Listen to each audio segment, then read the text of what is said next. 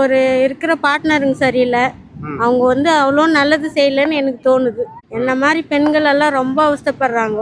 இலவசம் அவர் எது தந்தாலே தராக்கட்டியும் எங்களுக்கு வந்து அந்த டாஸ்மார்க் கடை 3 நாளே போதும்.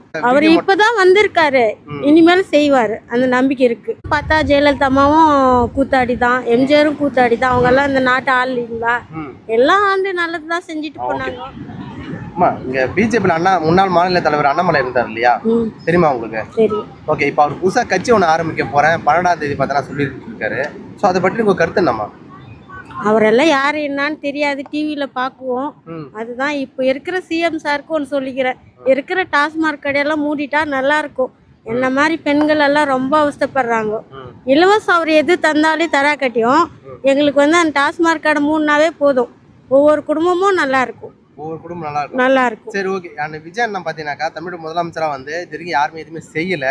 பாத்தீங்கன்னாக்கா அவர் இப்பதான் வந்திருக்காரு, இனிமேல் செய்வாரு, அந்த நம்பிக்கை இருக்கு. ஓகே. திமுக அரசு பற்றி உங்க கருத்து என்ன? அவரும் நல்லதுதான் செஞ்சாரு எனக்கு தெரிஞ்ச வரைக்கும். ஏன் அப்ப மக்கள் அவருக்கு ஓட்டு போட்டு யாரும் தேர்ந்தெடுக்கல, என்ன காரணம் நினைக்கிறீங்க? அதை பத்தி எனக்கு தெரியல. அதை பத்தி தெரியலீங்களா? சரி, ஓகே. நடிகர் ராகுல் அரசு பாத்தீங்கன்னாக்கா புதுசா கட்சி ஒன்று தொடங்க போறேன்னு சொல்றாரு.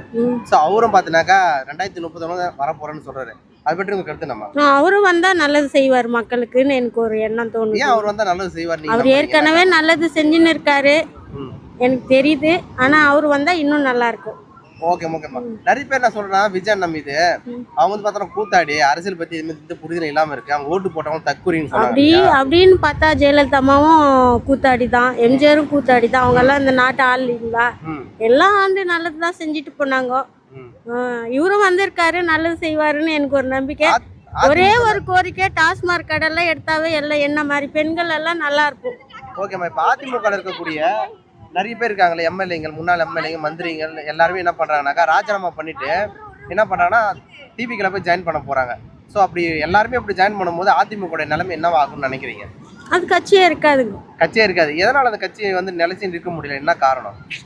ஒவ்வொரு இருக்கிற பார்ட்னருங்க சரியில்லை. அவங்க வந்து அவ்வளோ நல்லது செய்யலைன்னு எனக்கு தோணுது. யார்? எடப்பாடி அவர்கள் எதுவுமே நல்லது செய்யலன்னு சொல்றீங்களா? ஓகேம்மா, நன்றிம்மா.